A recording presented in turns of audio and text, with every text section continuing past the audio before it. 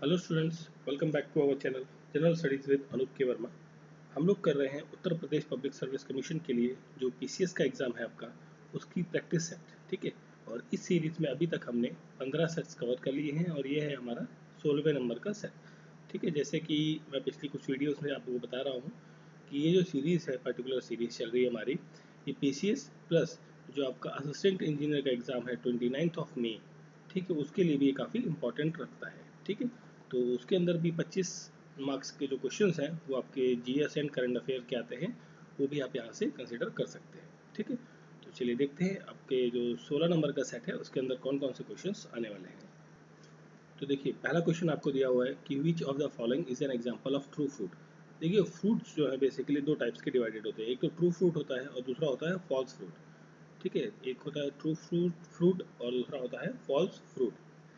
तो अब जो ट्रू फ्रूट होता है, इसके अंदर जो ये कहाँ बनता है, बेसिकली इन दोनों के बीच में जो मेन डिफरेंस है वो ये है कि ये ओवरी जो होती है, फ्रूट के अंदर जो ओवरी वाला पार्ट होता है, ओवरी पार्टिसिपेट करता है फॉर्मेशन ऑफ द फ्रूट में। ठीक है। ओवरी पार्टिसिपेट करता है फॉर्मेशन ऑफ द फ्रूट में, किसमें? ट्रू फ्रूट के अंदर। ठीक है। अब जैसे इस टाइप के जो फ्रूट्स होते हैं वो आपके जैसे होते हैं मैंगो, ये आपका इस टाइप का फ्रूट है जो ट्रू फ्रूट कहलाता है। ठीक है। और फॉल्स फ्रूट के अंदर जो इसके अंदर जो ओवरी तो पार्टिसिपेट करती ही है फ्रूट के फॉर्मेशन में, प्लस जो अदर पार्ट है, जैसे अदर पार्ट्स जैसे उसके फ्लावरिंग या सेपल्स, फ्लावर्स जो होते हैं, या फिर आप कह लीजिए सेपल्स, ये सारे पार्ट्स भी फ्रूट्स फॉर्मेशन के अंदर पार्टिसिपेट करते हैं। ठीक है। फल बनने में उसकी प्रक्रिया में मदद करते हैं। तो सिंपल ओवरी पार्टिसिपेट करती है, वहाँ पर आपका आता है ट्रू फ्रूट जैसे मैंगो, और ओवरी प्लस अदर पार्ट्स जो पार्टिसिपेट करते हैं वो कहते हैं फॉल्स फ्रूट, जैसे कि आपका एप्पल। ठीक है। ये एप्पल। अब यहाँ पूछा है कि एग्जाम्पल है ट्रू फ्रूट का। देखिए यहाँ पर जो ऑप्शन दिया हुआ है, करेक्ट आंसर है ऑप्शन नंबर बी, मैंगो। ठीक है। चलिए फिर बात करते हैं नेक्स्ट क्वेश्चन की। द एनुअल सुभाष चंद्र बोस आपदा प्रबंधन पुरस्कार will be awarded every year on. देखिए, जो एनुअल सुभाष चंद्र बोस आपदा प्रबंधन पुरस्कार है, इसकी शुरुआत की गई थी, या मतलब ये सम्मान दिया जाता है उन लोगों को जो लोग डिज़ास्टर, जब कोई आपदा आती है उसमें इसमें इंडिविजुअल भी इंक्लूड हो सकता है या फिर कोई ऑर्गेनाइजेशन भी इंक्लूड हो सकती है, जो आपदा के समय लोगों की सहायता करते हैं, उससे निपटने में मदद करते हैं उनको। ठीक है। और इस अवार्ड की जो शुरुआत करी गई थी वो करी गई थी 23 जनवरी। ठीक है। हर साल इसको 23 जनवरी को ये अवार्ड दिया जाता है। ठीक है। और इस अवार्ड के अंदर 51 लाख रुपीज़ का एक कैश प्राइज़ होता है और एक सर्टिफिकेट होता है। अब ये जो देखिए, इसमें दो क्या चीज़ें आ गई, कैश प्राइज़ आपका 51 लाख रुपीज़, सर्टिफिकेट ये मिलता है किसी ऑर्गेनाइजेशन को या ग्रुप को। ठीक है। अगर जो कोई इंडिविजुअल है तो उसको मिलता है 5 लाख रुपए का कैश प्राइज़ प्लस सर्टिफिकेट। ठीक है। ये मिलता है इंडिविजुअल, अकेले व्यक्ति को जिसने कुछ ऐसा काम किया हो डिज़ास्टर के टाइम पर। ठीक है। तो ये दो पॉइंट हैं, ध्यान रखिए। 23 जनवरी सुभाष चंद्र बोस जी की क्या होती है, जयंती होती है आपकी। ठीक है। और अभी इसी साल से 2022 से ये अनाउंस किया गया है कि हर साल जो हम 26 जनवरी का सेलिब्रेशन करते हैं, 26 जनवरी का, तो वो शुरुआत जो है 26 जनवरी से लेके 23 जनवरी से लेके 26 जनवरी, ये 4 दिनों का जो है हम सेलिब्रेशन किया करेंगे। 23 से शुरू होगा, 26 को ख़त्म होगा। ठीक है। फिर देखिए नेक्स्ट क्वेश्चन है, who became the first Indian women to reach the solo at the south pole. जो दक्षिणी ध्रुव है हमारा, वहाँ पर अकेली महिला, भारतीय अकेली महिला जो पहुँचने वाली है वो कौन है? वो है हरप्रीत चांदी। ठीक है। हरप्रीत चांदी उनका नाम है। और ये बेसिकली जो है सिख आर्मी ऑफिसर्स है, बेसिकली आर्मी ऑफिसर है ये, जिन्होंने अकेले ही साउथ पोल पर अपनी फतह हासिल की है। ठीक है। और अगर जो हम बात करें, तो पहली महिला है। अगर जो फर्स्ट पर्सन की हम बात करें जो इंडियन जो यहाँ पर साउथ पोल पर गए हैं, उनका नाम था colonel JK Bajaj. JK Bajaj. ठीक है। ये फर्स्ट पर्सन है जो इंडियन आर्मी से रिलेटेड है। तो कर्नल है, बजाज से बात है ना, आर्मी से ही होंगे व्यक्ति। तो ये कहाँ गए हैं? फर्स्ट पर्सन है जो साउथ पोल पर गए हैं इंडिया की तरफ से। ठीक है। और ये तो हो गई इंडिया की बात, दिस इज़ फ्रॉम इंडिया। और एक पर्सन का नाम है रोनाल्ड, नहीं not Ronald, that is Roald. Roald Amundsen, Roald Amundsen, ये वो व्यक्ति हैं, he is the first person जो कि साउथ पोल पर गया था पहली बार, मतलब पहली बार जो गया दुनिया में वो है रोवाल्ड एबर्टसन एम्बर्टसन। और जो पुरुषों में या किसी व्यक्ति में हम बात करें, इन जनरल बात कर रहे हैं, जहाँ जे के बजाज जो इंडिया के पहली तरफ से पहले गए हैं, और वुमेंस की तरफ से हरप्रीत चांदी। ठीक है, तो नाम ध्यान रखिएगा। फिर देखिए नेक्स्ट क्वेश्चन है, Uttar Pradesh government recently declared 4 villages from which of the following districts as a revenue village. Revenue village declare किया गया है किस जिले के 4 गांवों को। अब देखिए रेवेन्यू जिला बेसिकली दैट मीन्स कि ये बॉर्डर डिस्ट्रिक्ट होगा कहीं से। अब बॉर्डर डिस्ट्रिक्ट मतलब कहाँ से, हम बात करेंगे नेपाल से। नेपाल, देखिए नेपाल ही इकलौता देश है जो उत्तर प्रदेश के साथ में बॉर्डर शेयर करता है। ठीक है, तो यहाँ पर जो है जो गांव है 4, वो 4 गांव के नाम अगर जो हम बात करें तो ये गांव है भवानीपुर, भवानीपुर है एक, तो दूसरा है टेढ़िया, and third is Dhaki Dhakiya, not Dhakiya, that's a Dhakiya, and then Bichhai गांव, ढाकी गांव, टेढ़िया और भवानीपुर, ये 4 गांव हैं। ये चारों गांव आपके जो है मिहिंदपुरवा तहसील है। ठीक है, और ये तहसील कहाँ पर है, ये है बहराइच के अंदर। ठीक है, जो बहराइच डिस्ट्रिक्ट है उसके अंदर है। तो ये वहाँ के 4 गांवों को जो है रेवेन्यू विलेज डिक्लेयर किया गया है। Option D is the correct answer. ठीक है, option D is the correct answer. अब यहाँ पर क्या है, एक्चुअली ये क्या है, बॉर्डर डिस्ट्रिक्ट्स है, बॉर्डर डिस्ट्रिक्ट के साथ ये बॉर्डर विलेजेस है। तो यहाँ पर जो भी यहाँ की जो कम्युनिटी है बेसिकली, ठीक है, उस कम्युनिटी का नाम है वनतांगिया कम्युनिटी। वो वनतांगिया कम्युनिटी इन गाँव के आसपास रहती है। ठीक है, और इन लोगों ने कई सारे प्लांट्स को ग्रो किया है, मतलब प्लांट्स जो म्यांमार में पाए जाते हैं वो यहाँ पर ग्रो किए हैं। और उससे क्या है, मतलब आपका जो विलेजेस को रेवेन्यू मिलता है बॉर्डर डिस्ट्रिक्ट होने की वजह से। ठीक है, मतलब वो प्लांट एक इम्पॉर्टेंट ग्रोथ करते हैं। ठीक है, और यहाँ पर जो विलेज रेवेन्यू विलेज है, इसको हेड कौन करेगा, जिसे आप कहते हैं विलेज एडमिनिस्ट्रेटिव ऑफिसर। ठीक है, और ये जो रेवेन्यू विलेज का जो कॉन्सेप्ट है बेसिकली, ये जो कॉन्सेप्ट है ये काफ़ी पहले, मतलब जो राजा टोडरमल हुआ करते थे, राजा टोडरमल, ठीक है, उनके द्वारा इंट्रोड्यूस किया गया था। और राजा टोडरमल कब थे, ये अकबर के टाइम पर थे। अकबर जो सम्राट अकबर थे उनके समकालीन थे, या बेसिकली उनके टाइम पीरियड पर ये हुआ करते थे। ठीक है, फिर देखिए नेक्स्ट क्वेश्चन है। नेक्स्ट क्वेश्चन में पूछा गया कि the age of tree is determined by, मतलब जो ट्री है बेसिकली पेड़ है, उसकी एज कैसे पता की जा सकती है कि वो कितने साल पुराना है। तो देखिए जब आप ट्री को कहीं कटा हुआ देखेंगे आप बीच में, जो उसका ये वाला पार्ट होता है, देखिए इस तरीके का ट्री होता है, ये मेन उसका पार्ट होता है, या यहाँ पर आपका उसकी ब्रांचेस वगैरह हुई। तो यहाँ पर जो अगर इस सेक्शन से कहीं कटा हुआ आपने देखा होगा, तो यहाँ पर आपको इस तरीके का एक सर्कुलर पार्ट होता है, यहाँ पर इस तरीके से कई सारी रिंग्स आपको देखने को मिलती हैं। ठीक है, इस तरीके की रिंग्स आपको कई सारी देखने को मिलती है। तो ये जो रिंग्स है, जो नंबर ऑफ रिंग्स होंगी, तो वो नंबर ऑफ रिंग्स आपकी डोनेट कर मतलब ये दर्शाती हैं कि ये कितना साल पुराना पेड़ है। ठीक है, तो यहाँ पर क्या है, नंबर ऑफ एनुअल रिंग्स जो है वो डिनोट करती हैं कि कितने साल पुराना ट्री आपका ये पर्टिकुलर वाला है। ठीक है, तो एज ट्री की आपको डिटरमाइन की जाती है नंबर ऑफ एनुअल रिंग की मदद से। ठीक है, option C is the correct answer. चलिए फिर देखिए नेक्स्ट क्वेश्चन। ये एक दो स्टेटमेंट दी गई हैं। ये एक्चुअली क्वेश्चन रिलेटेड है आपका ब्लड से। और ब्लड में भी दो चीज़ें होती हैं। देखिए जो आपके बॉडी के अंदर नसें होती हैं, ठीक है, एक को कहते हैं आर्टरीज और दूसरी को कहते हैं वेन्स। ठीक है, तो उन दोनों चीज़ों से यहाँ पर स्टेटमेंट दी गई हैं, आपको स्टेटमेंट बतानी है। तो सबसे पहले अगर जो हम आर्टरीज की बात करें, देखिए थोड़ा सा डिफ्रेंशिएट कर देते हैं इनमें से, दैट इज आर्टरी और नेक्स्ट इज वेन। ठीक, तो इन दोनों की हम बात करें तो आर्टरीज में जो आर्टरी क्या करती है, ब्लड कैरी करती है कहाँ से, हार्ट टू द ऑर्गन, मतलब हार्ट से लेके ऑर्गन तक ये ब्लड को ले जाने का काम करती है आर्टरीज। वेन क्या करती है, वेन्स क्या करती हैं आपकी, जो ब्लड को ऑर्गन से कहाँ तक लाती हैं, हार्ट तक लाती हैं। ठीक है, मेन डिफरेंस आप समझते जाइए कि दोनों में अंतर क्या क्या है। आर्टरीज हार्ट से ऑर्गन तक ले जाती हैं, वेन्स आपकी ऑर्गन टू हार्ट लाती हैं। ठीक है, देन आर्टरीज के अंदर वॉल्स नहीं होते, वॉल्स नहीं होते।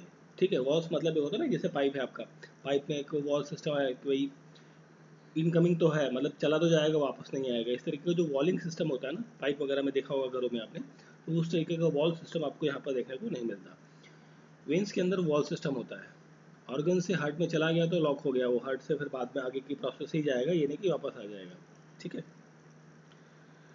अब ये जो आर्टरीज हैं ये लोकेटेड होती हैं deeper with in the body.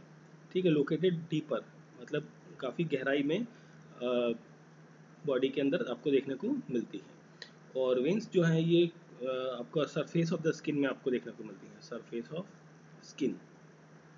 ठीक है, स्किन में ही जैसे आपको कई बार होता है ना कि कुछ लोगों की जो आपकी नसें हैं वो आपको इजीली विजिबल होती है हाथों में। ठीक है, तो ये सरफेस ऑफ द स्किन में आपको देखने को मिलती हैं, वेन्स होती हैं जनरली ये। नेक्स्ट की हम बात करें आर्टरीज में, जो वॉल होती है की, मतलब जो आर्टरीज की वॉल होती है वो थिक और मस्कुलर होती है, that is thick and muscular walls होती हैं arteries, thick and muscular, muscular walls होती हैं आर्टरीज में। और यहाँ पर वॉल्स जो हैं वो थिन होती हैं, दैट इज पतली होती हैं एंड फ्लेक्सिबल होती हैं। ठीक है, मस्कुलर मतलब थोड़ा सा स्ट्रांग होती हैं, इतनी ज़्यादा फ्लेक्सिबल नहीं होती आर्टरीज की जो वॉल्व होती है। ठीक है, अच्छा चलिए यहाँ पर जो जगह भर गई है यहाँ लिखते हैं फिर। ठीक है, यहाँ पर थोड़ा सा डिफ्रेंशिएट करके यहाँ चालू करते हैं हम अपना कार्यक्रम। ठीक है, चलिए देखिए यहाँ पर ये तो हो गई इतनी बात। अब जो इंटरनल रेक्टम होता है, रेक्टम, इंटरनल रेक्टम जो है यहाँ पर नैरो होता है, internal rectum that is narrow, आपको यहाँ पर नैरो देखने को मिलेगा। और यहाँ पर वाइड रेक्टम देखने को मिलेगा, वाइड इंटरनल रेक्टम आपको यहाँ पर देखने को मिलता है। ठीक है, और साथ में अगर जो हम बात करें कि जो आर्टरीज है आपकी, ये ऑक्सीजनेटेड ब्लड को फ्लो करती है इन द आर्टरीज, मतलब ऑक्सीजनेटेड ब्लड जो है वो आर्टरीज के अंदर फ्लो होता है, एक्सेप्ट, इसमें एक एक्सेप्शन आती है, accept pulmonary arteries, pulmonary artery, pulmonary arteries को छोड़कर ये बाकी पार्ट में ऑक्सीजनेटेड ब्लड को सप्लाई करती हैं। ठीक है, और जो आपका वेन है, ठीक है, वेन्स क्या करती हैं या वेन क्या करती है, ये कार्बन डाइऑक्साइड रिच ब्लड को, जो मतलब कार्बन डाइऑक्साइड रिच, जिसमें कार्बन डाइऑक्साइड की मात्रा ज़्यादा है, उस ब्लड को ये सर्कुलेट करती हैं बेसिकली। एक्सेप्ट यहाँ पर भी एक्सेप्शन किसका आएगा, पल्मोनरी पल्मोनरी वेन्स आएंगी यहाँ पर। देखिए वहाँ पर आर्टरीज थी तो पल्मोनरी आर्टरीज हो गई, यहाँ पर पल्मोनरी वेन्स की हम बात करते हैं। ठीक है, आप देखिए एक मेन आपको डिफरेंस यहाँ पर आपको देखने को मिल जाएगा, जो आप इजीली देख सकते हैं। जो आर्टरीज होती हैं, these are the red in colour. ठीक है, रेड इन कलर होती हैं। और जो वेन्स होती हैं इसके अंदर होता है dark in red, dark red होता है, डार्क रेड आप कह लीजिए, या फिर ब्लू वॉयलेट कलर आपको देखने को मिलता है। अब जब कभी आपने अपने हाथ को थोड़ा सा टाइट होल्ड करके रखेंगे, तब कई बार क्या होता है कि आपके नसें जो है वो आपको दिखने लगती हैं। तो वहाँ पर जब आपको थोड़ी सी जो ब्लैकिश टाइप की नसें दिखेंगी, क्योंकि रेड वाली तो इतनी इजीली दिखती नहीं है क्योंकि वो हार्ड होती हैं, थोड़ा सा अंदर की तरफ होती हैं। और जो वेन्स होती हैं वो फ्लेक्सिबल होती हैं आपकी, जब भी हमने बात करी। ठीक है, और इनकी जो थिन लेयर होती है, बेसिकली वॉल की जो थिन लेयर होती है, तो उसके अंदर जो ब्लड फ्लो करता है वो कार्बन डाइऑक्साइड की मात्रा कैरी करता है, या इम्प्योर ब्लड होता है बेसिकली अगर हम बात करें, तो वो आप इजीली अपने हाथों पर देख सकते हैं, जो ब्लैकिश कलर में या डार्क ब्लूइश कलर में आपको देखने को नसें दिखती हैं। ठीक है, that are called the veins. ठीक, तो ये हो गया मेन डिफरेंसेस कुछ वेन्स और आर्टरीज के बारे में हमने डिस्कस कर लिया। अब क्वेश्चन पे आते हैं वापस। क्वेश्चन में कहा गया है कि the arteries carries blood from the heart to the organ. बिल्कुल, हार्ट टू द ऑर्गन ही ले जाता है, अभी हमने बात की ना, पहला पहला पॉइंट था।